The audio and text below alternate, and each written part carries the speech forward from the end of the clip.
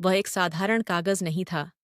वह मेरी मोहब्बत, मेरी मेहनत और मेरी जवानी की उन अनगिनत रातों का दर्दनाक नतीजा था जो मैंने उसकी चाहत में कुर्बान कर दी थीं।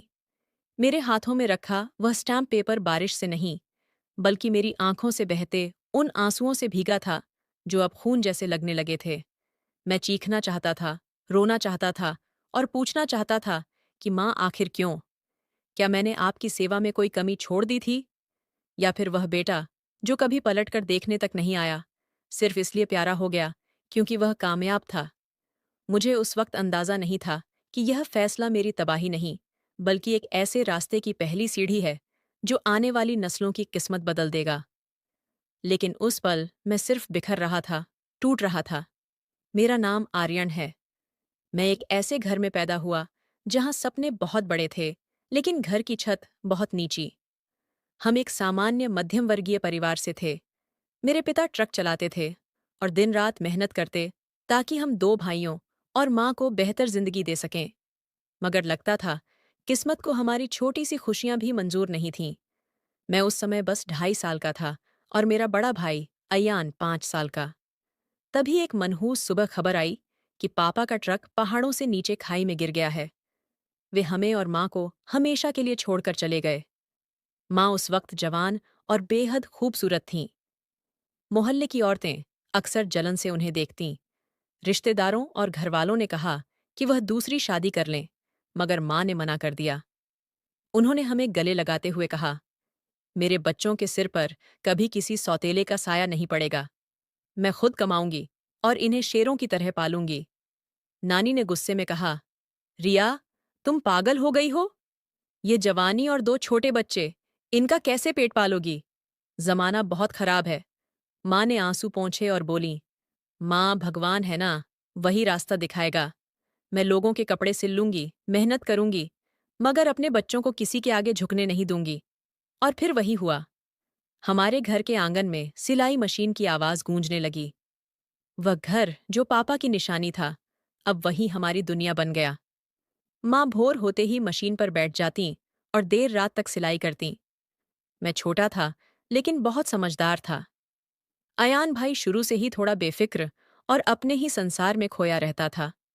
अगर उसे खाने में अच्छी सब्जी नहीं मिलता तो गुस्से में थाली हटा देता और कहता, मुझे यह सादा खाना नहीं चाहिए। माँ प्यार से समझाती, मेरा बेटा आज यही खा ले, कल मैं तेरे लिए अच्छी सब्जी बना दूंगी। और फिर अपने हिस्से से निवाला तोड़कर उसे खिला देती। मैं चुपचाप कोने में बैठकर रोटी पानी में डुबोकर खा लेता, क्योंकि माँ की थकी हुई आंखें देखकर मुझे उनसे कुछ मांगने की हिम्मत नहीं होती थी। वक्त उड़ता गया और माँ ने दिन रात मेहनत करके हमें स्कूल में दाखिल कराया। अय्यान भाई पढ़ाई में तेज था, पर मेरा मन माँ के पास ज्यादा लगता था। मैं देखता कि कैसे सुई उनकी उंगलियों में चुभती है और कैसे उनकी पीठ लगातार बैठने से दर्द करती है। एक शाम माँ धागा सुई में डालने की कोशिश कर रही थीं, लेकिन उनकी नज़र कमज़ोर हो गई थी। वह कई बार कोशिश करतीं और नाकाम रहतीं। मैंने आगे बढ़कर उनके हाथ से सुई ली और एक ही पल में धागा डाल दिया। माँ ने मुझे देखकर मुस्कुराया और बोली, मेरा आर्यन तो अब बड़ा हो गया है। मैंने कहा, माँ, लाओ, मैं ये बटन भी लगा दूं। माँ बोली, नहीं बेटा, तुम अपना स्कूल का काम करो, ये मेरा काम है।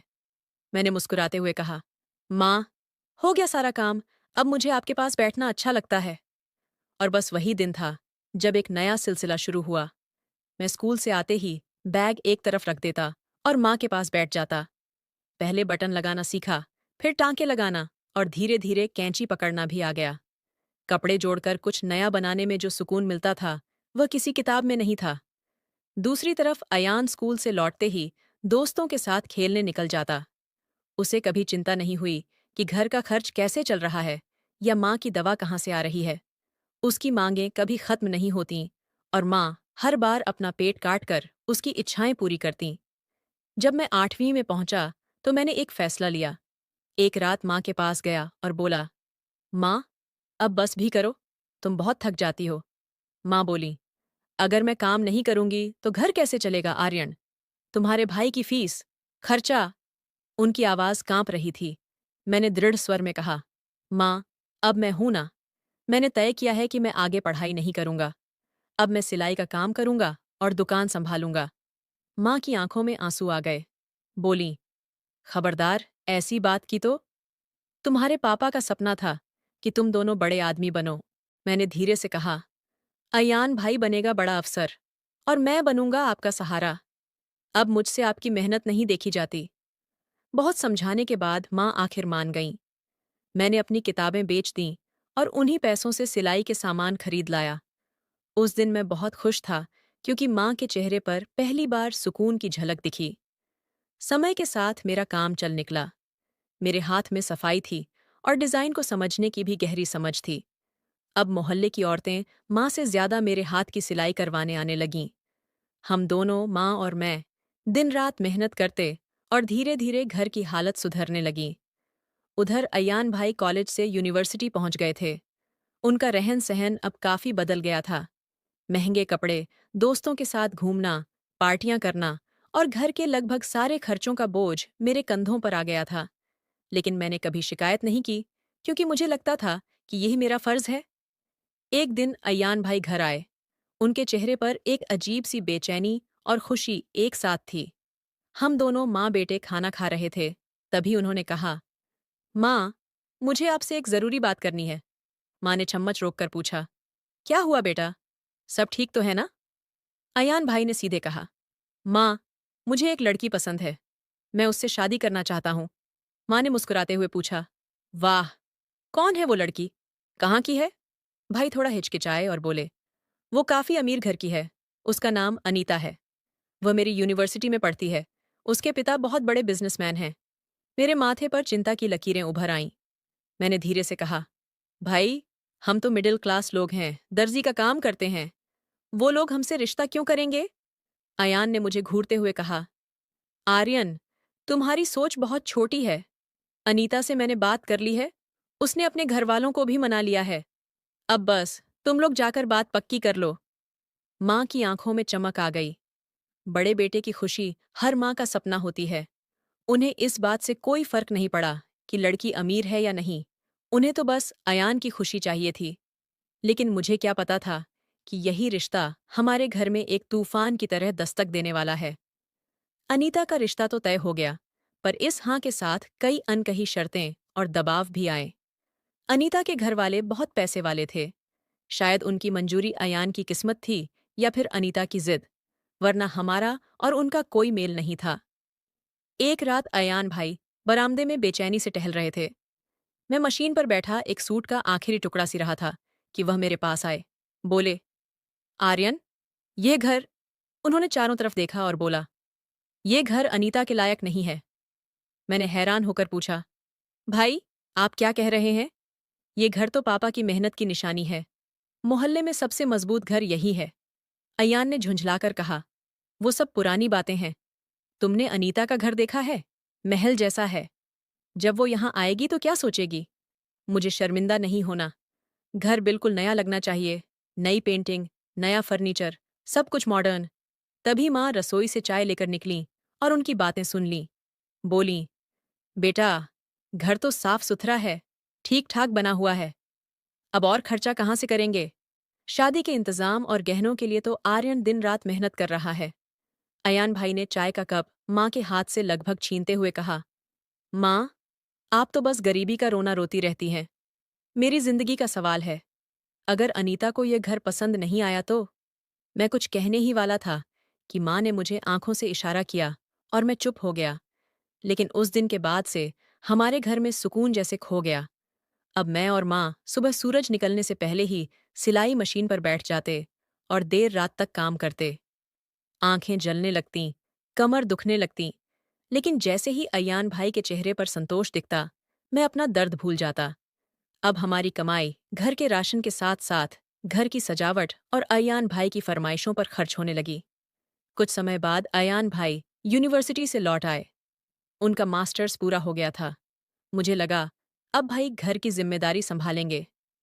एक शाम हम सब शादी के मेहमानों की लिस्ट बना रहे थे। माँ ने मुस्कुराते हुए कहा, अयान बेटा, अब पढ़ाई भी खत्म हो गई है।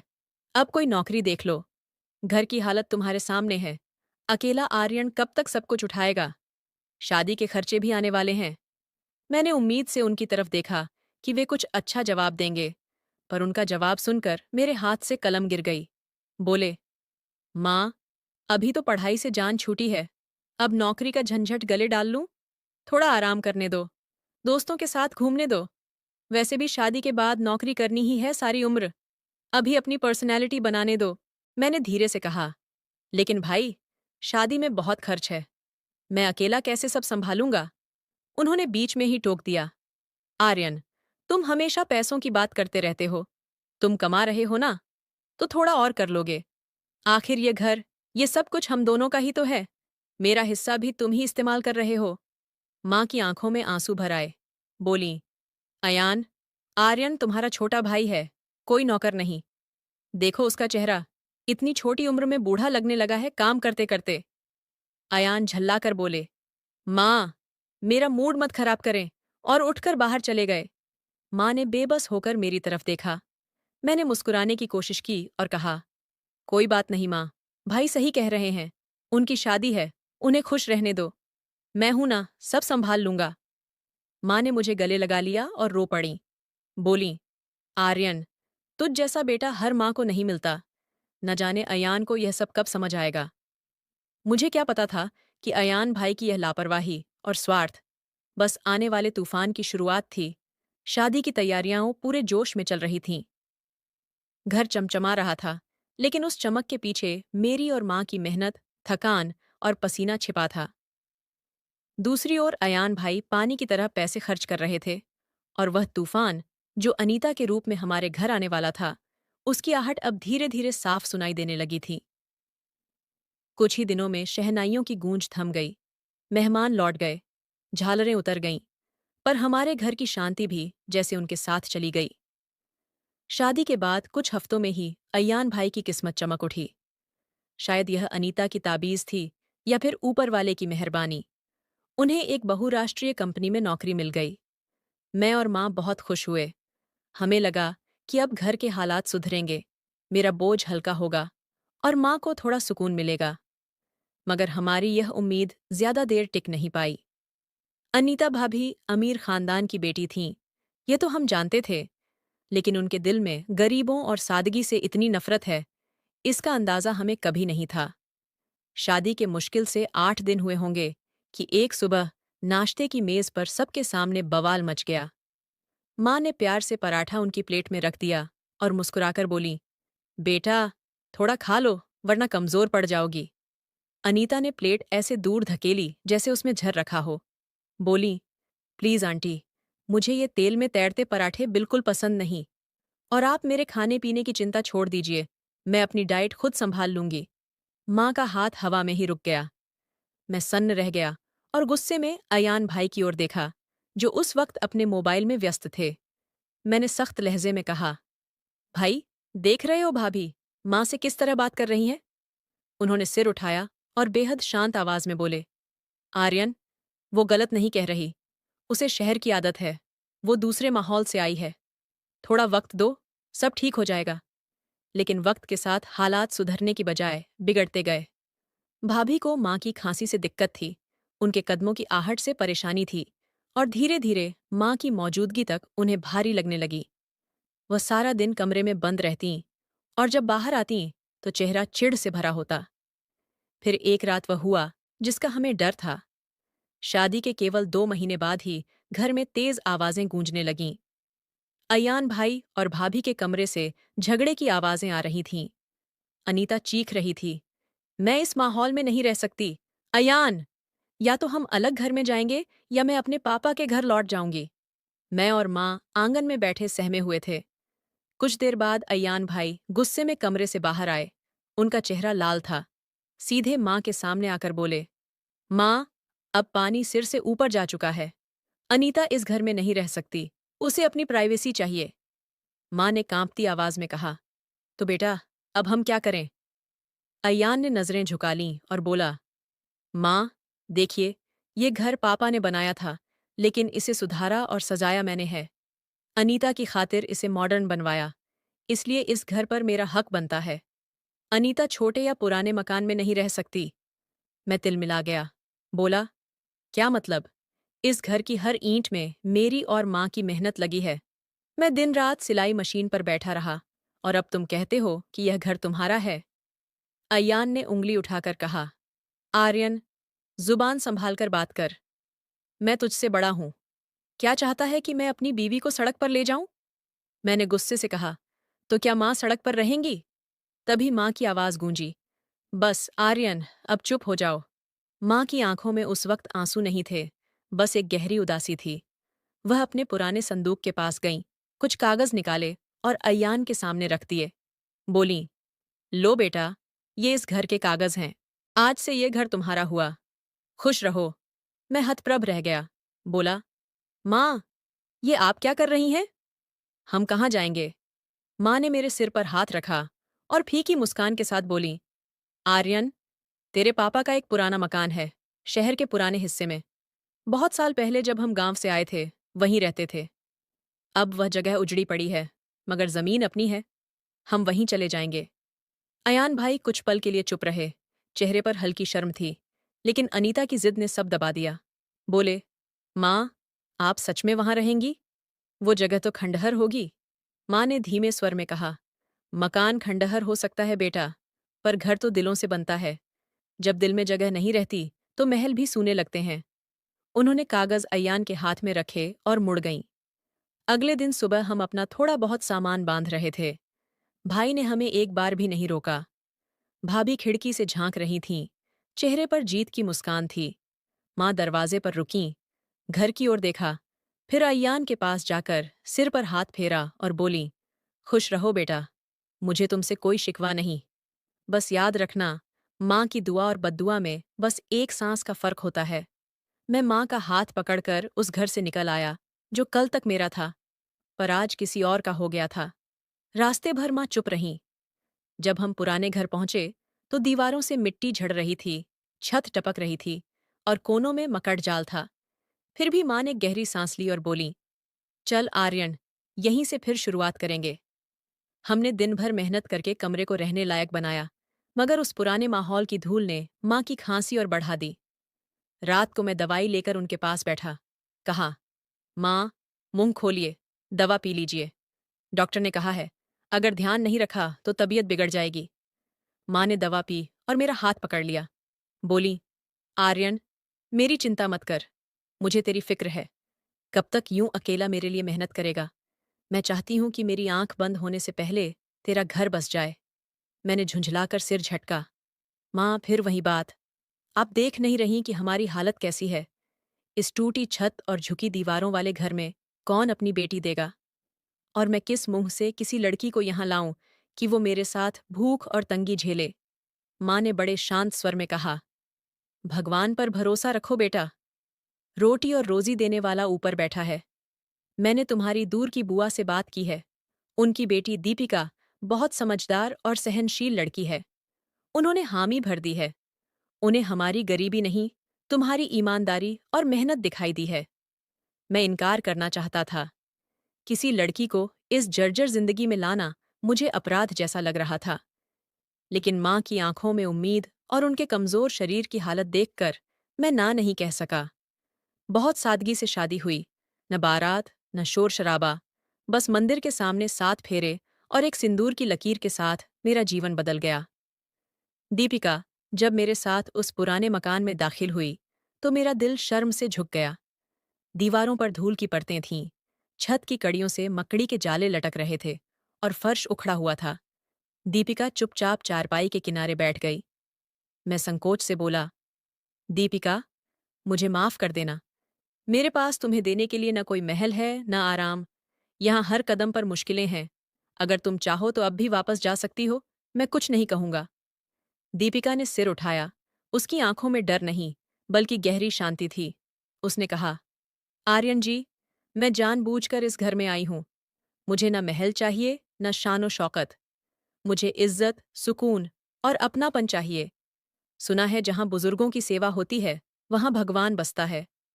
मैं आपके बोझ में हाथ बटाने आई हूं, बढ़ाने नहीं। उसकी बातों ने मेरे भीतर की सारी थकान मिटा दी।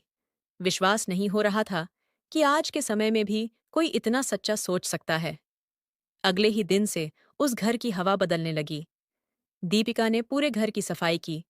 टूटी चीजों को ठीक किया और धीरे धीरे वह खंडहर फिर से रहने लायक बन गया।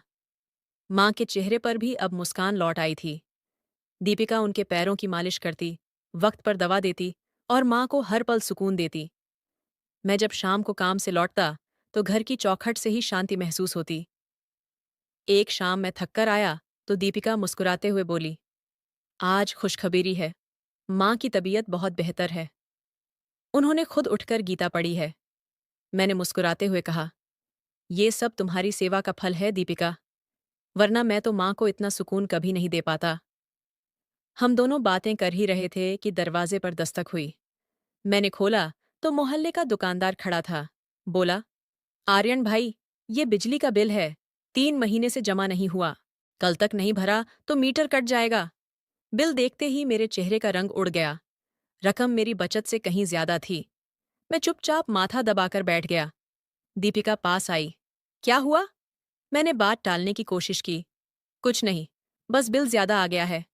वह बोली, मेरे पास कुछ पैसे हैं जो माँ ने शादी में दिए थे, उन्हें रख लो। मैंने तुरंत मना किया। नहीं दीपिका, वो तुम्हारे हैं, मैं उन्हें हाथ नहीं लगाऊंगा। वह मुस्कुराई और बोली, हम पति पत्नी हैं, हमारा सब कुछ एक है। मुश्किल वक्त में अगर एक दूसरे के काम नहीं आएंगे तो फिर क्या मतलब इस रिश्ते का। और उसने चुपचाप मेरे हाथ में पैसे रख दिए। उस रात मुझे लगा जैसे भगवान ने मेरे जीवन से आलीशान घर लेकर उसकी जगह सोने का दिल दे दिया हो। मुझे एहसास हुआ कि मेरा असली धन यही दो औरतें हैं, मेरी माँ और मेरी पत्नी। लेकिन शायद किस्मत अब भी मेरी परीक्षा खत्म करने को तैयार नहीं थी। कुछ दिनों बाद माँ ने मुझे पास बुलाया। उनका चेहरा गंभीर था। बोली, आर्यन, आंगन के कोने में जो पुराना नीम का पेड़ है, कल उसे काट देना। मुझे वहां कुछ अजीब महसूस होता है। और हाँ, मिट्टी थोड़ी खोदकर नरम कर देना। मुझे वहां थोड़ा खून लगाना है। मैं हैरान रह गया। माँ, वो पेड़ तो छाया देता है, उसे क्यों काटना? उन्होंने बस इतना कहा, जैसा कह रही हूं वैसा करो। उस जगह के नीचे कुछ है जो मुझे ढूंढना है। उनकी आंखों में एक अजीब चमक थी। मैं कुछ समझ नहीं पा रहा था, मगर माँ की बात टालने की हिम्मत नहीं हुई। अगले दिन सुबह मैं कुदाल लेकर आंगन के उस कोने में पहुंचा जहां माँ ने निशान लगाया था। मिट्टी सूखी और सख्त थी। हर वार के साथ मेरे हाथ भारी होते जा रहे थे। पसीना आंखों में उतर आया था, लेकिन माँ चारपाई पर बैठी लगातार मेरी ओर देख रही थीं। उनकी आंखों में बेचैनी साफ झलक रही थी। मैंने रुककर कहा, माँ, पता नहीं आप क्या ढूंढ रही हैं। यहां तो बस पत्थर और ईंटें हैं। माँ ने सख्त लहजे में कहा, सवाल मत कर बेटा, बस खोदते जाओ। जितना गहरा कर सकते हो करो। मुझे याद है, निशानी यहीं थी। तभी दीपिका पानी का गिलास लेकर आई और बोली, आर्यन, अब आराम कर लो। माँ भी ना जाने क्या सोच बैठी हैं। इस जमीन से क्या निकल आएगा? माँ ने झिड़कते हुए कहा, बहू, तुम बस दुआ करो कि वह चीज मिल जाए जिसे मैं खोज रही हूं। अगर वो मिल गई तो हमारी किस्मत बदल जाएगी। मैं और हैरान हुआ। किस्मत? माँ, आखिर आप किस चीज की बात कर रही हैं? माँ ने जवाब देने के बजाय बस कहा, वक्त आने पर सब बताऊंगी। मैंने फिर खुदाई शुरू कर दी। करीब 2 घंटे तक मिट्टी उड़ती रही, पसीना बहता रहा और अचानक मेरी कुदाल किसी सख्त चीज से टकराई। टनन की आवाज गूंजी, जैसे लोहा लोहे से टकराया हो। मैं ठिठक गया। दीपिका दौड़कर आई। क्या हुआ?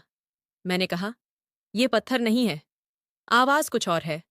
माँ चारपाई से उठकर तेजी से आंगन की तरफ बढ़ी। उनकी आंखों में चमक थी।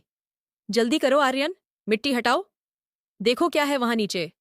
मैंने हाथों से मिट्टी हटाई तो नीचे एक जंग खाई हुई धातु की संदूक जैसी चीज दिखाई दी। मेरा दिल जोरों से धड़कने लगा। मैंने सावधानी से उसके चारों ओर की मिट्टी साफ की तो एक पुराना लोहे का बक्सा सामने आया।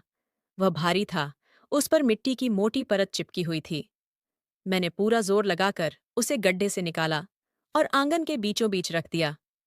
माँ, ये क्या है? मैंने हाँफते हुए पूछा। ये तो कोई पुराना बक्सा लग रहा है। क्या आपको पहले से इसके बारे में कुछ पता था? माँ उस बक्से को देखकर ऐसे कांपने लगीं जैसे कोई बरसों खोई हुई निशानी मिल गई हो। वह जमीन पर बैठ गईं और कांपते हाथों से उस पर जमी मिट्टी हटाने लगीं। हे प्रभु, तेरी कृपा है कि ये अब भी सुरक्षित है, उन्होंने धीमे से कहा। मुझे डर था कि कहीं कोई इसे पहले न निकाल ले। दीपिका पास खड़ी सब कुछ देख रही थी। उसने हैरानी से पूछा, माँ, इसमें आखिर है क्या? मैंने ढक्कन उठाने की कोशिश की तो देखा उस पर एक बड़ा सा पुराना ताला लगा हुआ था। लाओ माँ, मैं इसे तोड़ देता हूँ, पता नहीं इसमें कुछ काम का ही मिल जाए। मैंने कुदाल उठाई ही थी कि माँ अचानक चिल्लाई, रुको! इसे कोई हाथ नहीं लगाएगा। मैं वहीं थम गया। माँ ने संदूक को सीने से लगा लिया। अभी इसका वक्त नहीं आया है आर्यन। जब सही समय होगा तभी यह ताला खुलेगा। मैं झुंझला गया। माँ, ये कैसी बात कर रही हैं आप? हमने इतनी मेहनत से इसे निकाला है और आप कह रही हैं कि अभी समय नहीं है? हमारी हालत देखें, शायद इसमें कुछ ऐसा हो जो हमारी तकलीफें खत्म कर दे। माँ का चेहरा एकदम गंभीर हो गया। बोली, आर्यन, ये संदूक मेरी अमानत है। इसमें वो चीज़ है जो किसी आम इंसान के बस की नहीं। जब मुझे यकीन होगा कि तुम उसे संभालने के काबिल हो, तभी यह खुलेगा। फिलहाल सब्र की परीक्षा अभी बाकी है। मैं और दीपिका एक दूसरे को देखने लगे। हमारे दिल में एक ही सवाल था, आखिर इस बक्से में ऐसा क्या है? माँ ने दीपिका को आदेश दिया, बहू, इसे मेरे कमरे में रख दो और खबरदार, तुम दोनों में से कोई भी इसे खोलने की कोशिश मत करना। जिस दिन मैं कहूंगी उसी दिन यह ताला टूटेगा। दीपिका ने सिर झुकाया और खामोशी से बक्सा उठाकर अंदर ले गई। मैं वहीं आंगन में बैठा रह गया। मेरा मन सवालों से भरा था, पर माँ की खामोशी किसी गहरे रहस्य का इशारा कर रही थी। तभी दरवाजे पर अचानक जोर जोर से दस्तक होने लगी। आवाज इतनी तीखी थी जैसे कोई दरवाजा तोड़ने की कोशिश कर रहा हो। मैं घबरा गया। अब कौन आ गया? मैंने दरवाजा खोला तो सामने का दृश्य देखकर मेरा दिल थम गया। दरवाजे पर अयान भाई खड़े थे, सूट में चमकते, हाथ में महंगी घड़ी, और बगल में खड़ी अनीता भाभी, जो नाक पर रुमाल रखे घर को ऐसे देख रही थीं जैसे कोई कूड़े के ढेर पर खड़ी हो। उनके पीछे बाहर एक चमचमाती कार खड़ी थी। मैंने हैरत से कहा, भाई, सब ठीक तो है? यहाँ कैसे आना हुआ? अयान भाई ने मुझे ऊपर से नीचे तक देखा और भीतर आते हुए बोले, ठीक ही तो सब है आर्यन। बस सोचा देख लूं, जिस घर के लिए तुमने मुझे छोड़ दिया था वो अब किस हालत में है। लगता है तुमने इसे तबेला बना दिया है। उनके तंज ने मेरे दिल को छलनी कर दिया। मैंने संयम से कहा, भाई, ये हमारा घर है और हमारी माँ की छत है, कृपया ऐसे शब्द मत कहिए। भाभी ने चारपाई की ओर इशारा करते हुए कहा, ओह गॉड, मैं यहाँ बैठ भी नहीं सकती।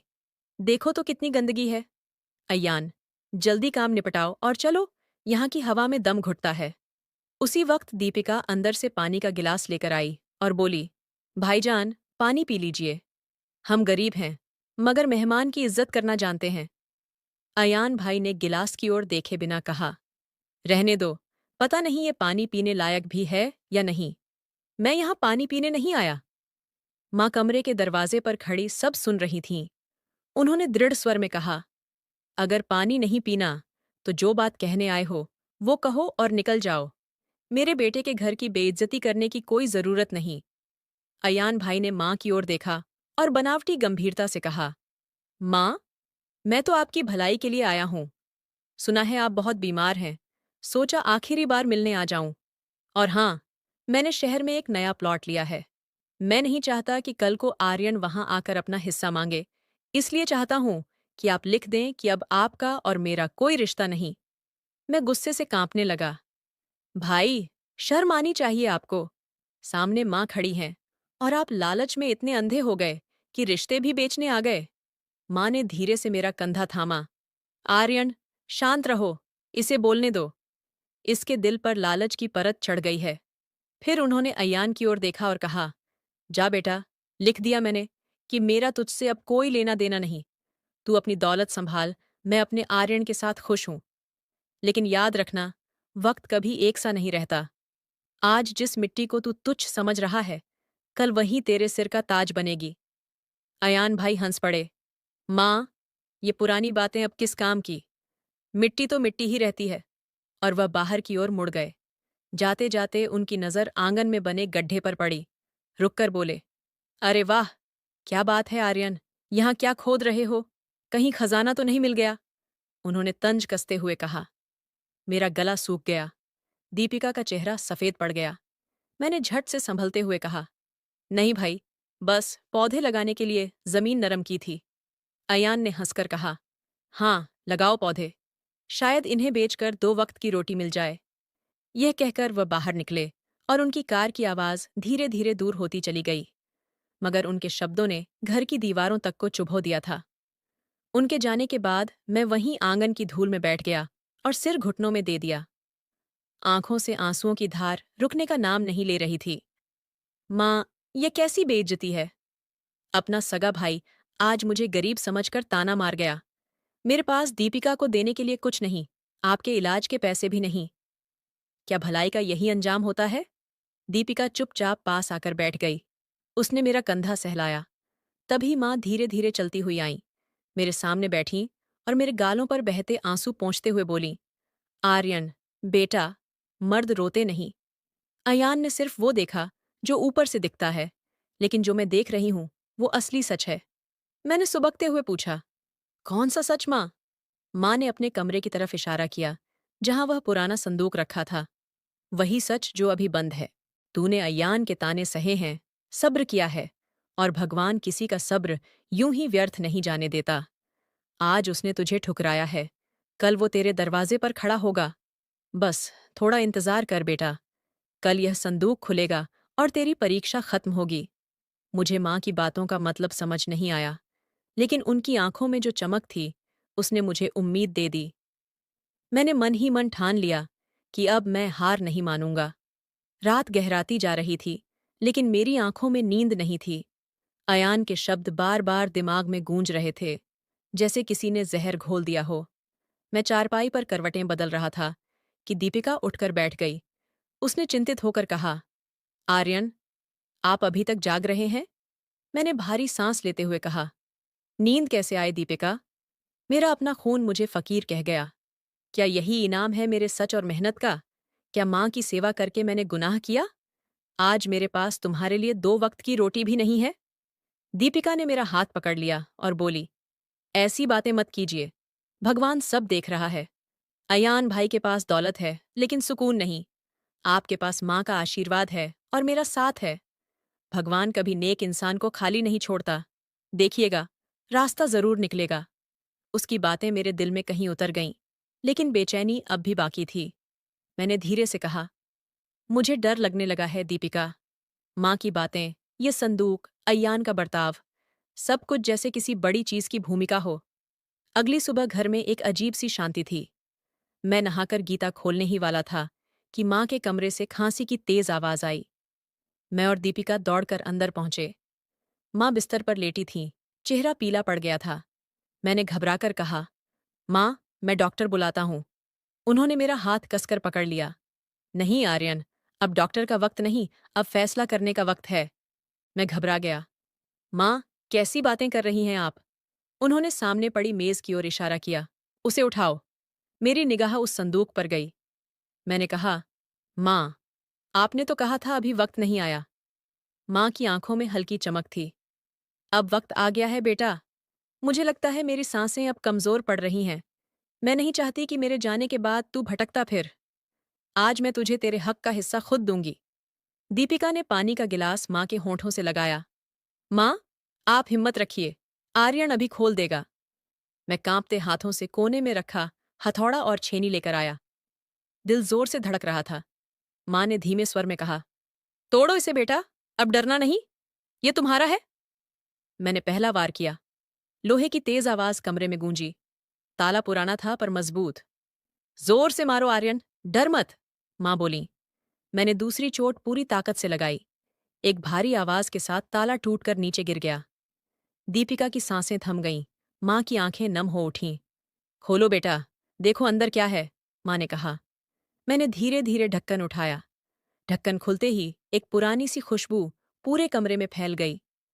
मैं अंदर झांका और मेरी आंखें फैल गईं। भीतर कोई खाली जगह नहीं थी। सबसे ऊपर पुराने कपड़ों की तहें रखी थीं। मैंने कांपते हाथों से वो तहें हटाईं और अचानक एक सुनहरी रोशनी कमरे में फैल गई। दीपिका के मुंह से हैरत भरी चीख निकली, हे भगवान! आर्यन, ये देखो, ये तो सोना है, असली सोना। मैंने हक्के बक्के होकर एक भारी मखमली थैली बाहर निकाली। उसे खोला तो उसमें सोने के गहनों के सेट, कंगन और मोटी चूड़ियां थीं। पूरा कमरा सुनहरी चमक से भर गया। मैं माँ की ओर मुड़ा। आंखों में सवाल थे। माँ, ये सब आपके पास था? और हम इतने सालों से तंगी झेल रहे थे? आपने हमें बताया क्यों नहीं?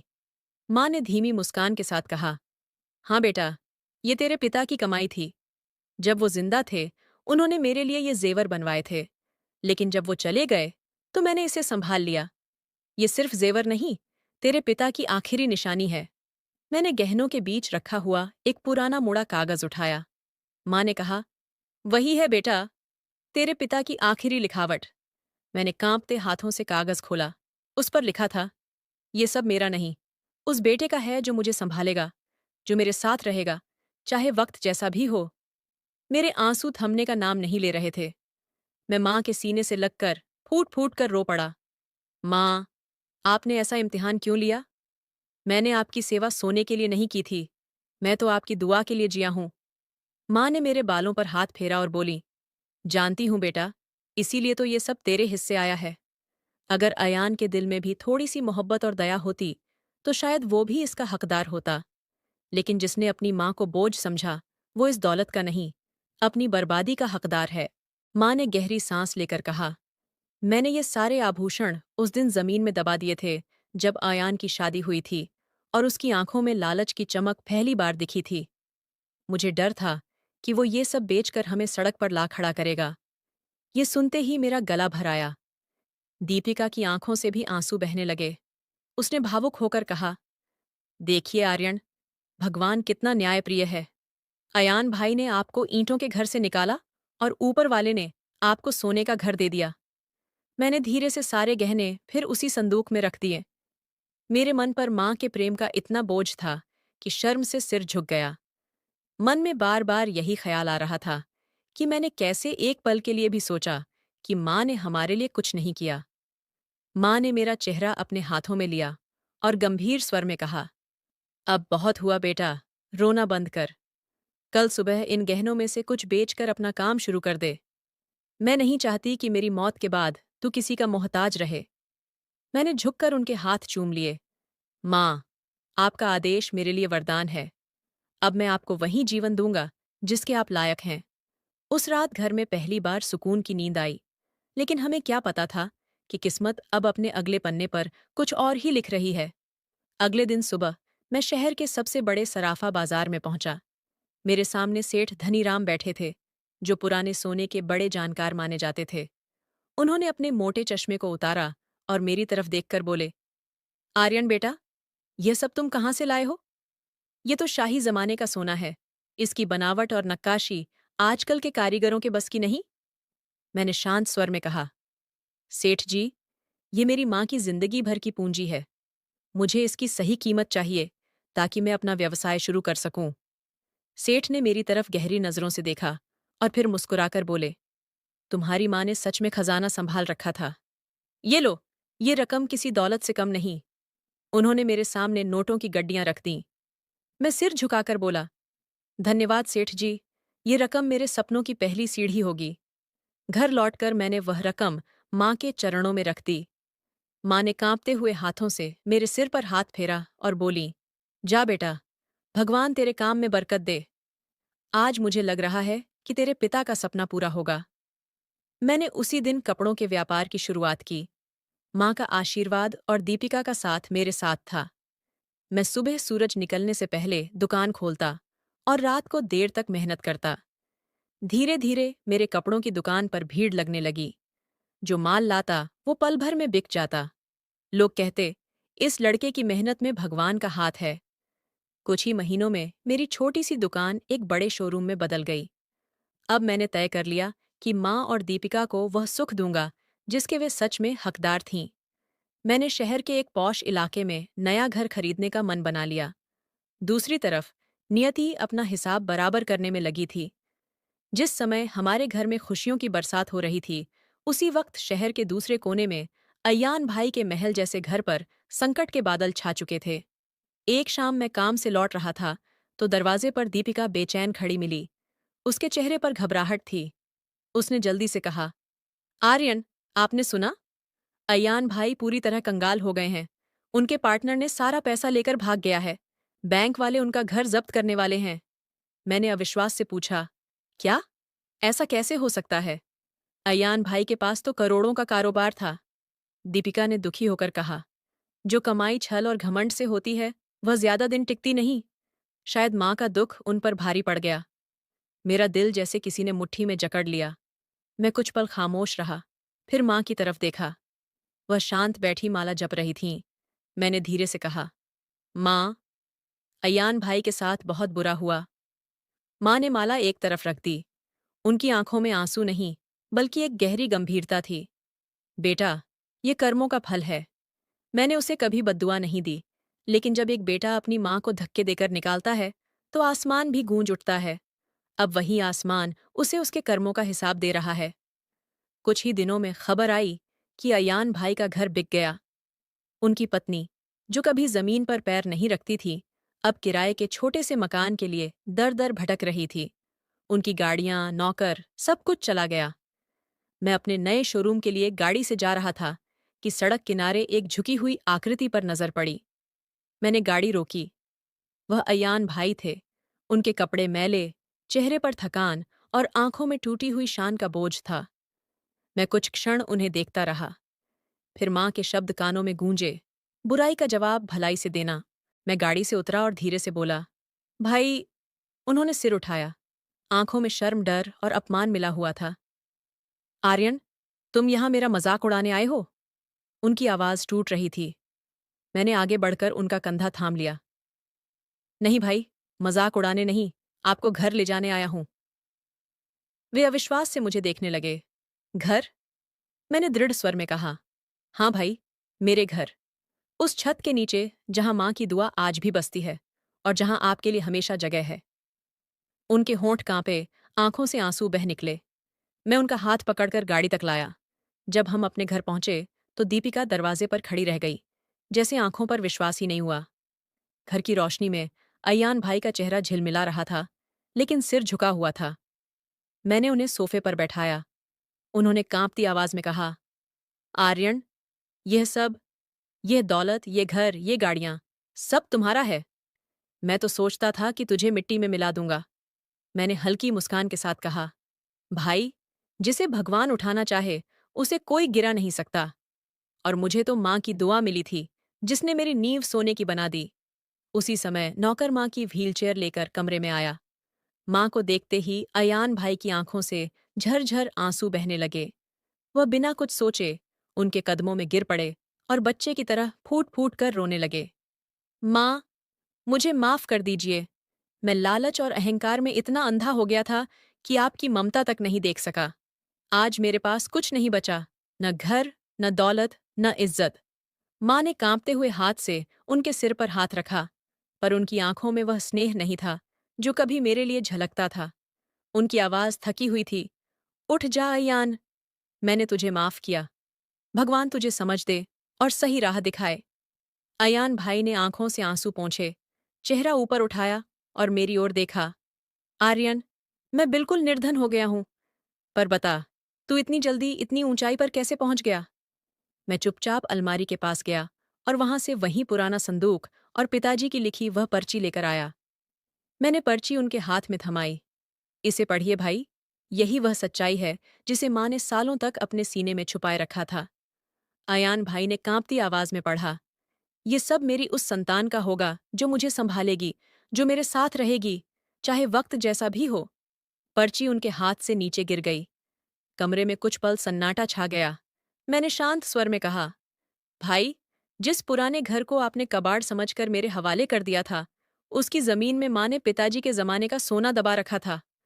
माँ चाहती तो ये सब आपको दे सकती थीं, लेकिन वे देखना चाहती थीं कि कौन उनका बेटा बनकर साथ निभाएगा और कौन सिर्फ स्वार्थ से चलने वाला इंसान है। उन्होंने मेरी सेवा का इनाम सोने से देना चाहा, लेकिन मेरे लिए वह सिर्फ उनकी दुआ का प्रतीक था। मैंने तो उनकी सेवा ईश्वर की प्रसन्नता के लिए की थी, पर शायद भगवान ने मेरे भाव को स्वीकार कर लिया और उसी खजाने के रूप में अपना आशीर्वाद दे दिया। अयान भाई जड़ होकर मुझे देखते रह गए। उनके चेहरे पर पछतावे की लकीरें गहरी होती जा रही थीं। उन्हें पहली बार एहसास हुआ कि उन्होंने माँ को नहीं, बल्कि अपनी किस्मत को ठुकराया था। मैं उनके पास गया और कंधे पर हाथ रखा। भाई, अब सब कुछ बीत चुका है। ये घर आपका भी है। जब तक चाहें, यहीं रहिए। यहाँ आपको छत, भोजन और सम्मान मिलेगा, क्योंकि माँ ने हमें यही सिखाया है कि रिश्ते कभी खत्म नहीं होते। माँ की आंखों में शांति थी। उन्होंने दोनों हाथ जोड़कर भगवान को देखा और कहा, अब मैं निश्चिंत हूँ। मेरे बेटे एक हो गए। वक्त के साथ मेरा व्यापार और बढ़ता गया। मेरे शोरूम अब शहर के कई इलाकों में खुल चुके थे। लेकिन असली दौलत मेरे लिए वह सुकून था जो माँ की मुस्कुराहट में था। वहीं अयान भाई, जो कभी सब कुछ रखते हुए भी खाली थे, अब सब कुछ खोकर भी खुद को तलाश रहे थे। वे अक्सर माँ के पास बैठते, उनके पैर दबाते और चुपचाप रोते रहते। माँ कुछ नहीं कहती, बस उनके सिर पर हाथ फेर देती। उस स्पर्श में ही उन्हें जीवन का असली अर्थ मिल गया। वक्त के साथ अयान की आंखों से अहंकार का पर्दा हट गया और उनके मन में फिर से वह प्रेम जाग उठा जो कभी धन के नीचे दब गया था। मैंने समझा कि दुनिया का सबसे बड़ा खजाना सोना या रुपया नहीं, बल्कि माँ बाप का आशीर्वाद है। औलाद अक्सर सोचती है कि वह माता पिता का पालन कर रही है, लेकिन सच तो ये है कि माता पिता की दुआएं ही उनके जीवन की नींव होती हैं। जिस घर में माता पिता की इज्जत होती है, वहां बरकत अपने आप चली आती है, और जहां उनका अपमान होता है, वहां हर रोशनी फीकी पड़ जाती है। और इस तरह उस कहानी का अंत हुआ जिसमें लालच और मोह की हार हुई और सेवा, त्याग और ममता की जीत, क्योंकि माँ का दिल सबसे बड़ा खजाना होता है, जो जिसे समझ आ गया, समझो उसने जीवन जीत लिया। तो दोस्तों, आपको यह कहानी कैसी लगी, प्लीज़ कमेंट करके ज़रूर बताएं। अगर आपको यह कहानी पसंद आई हो तो इसे लाइक करें और अपने दोस्तों के साथ शेयर करें। आगे भी ऐसी ही रोमांचक कहानियों के लिए हमारे चैनल को सब्सक्राइब करें और बेल आइकन दबाना ना भूलें, ताकि आप हमारी कोई भी कहानी मिस ना करें। धन्यवाद।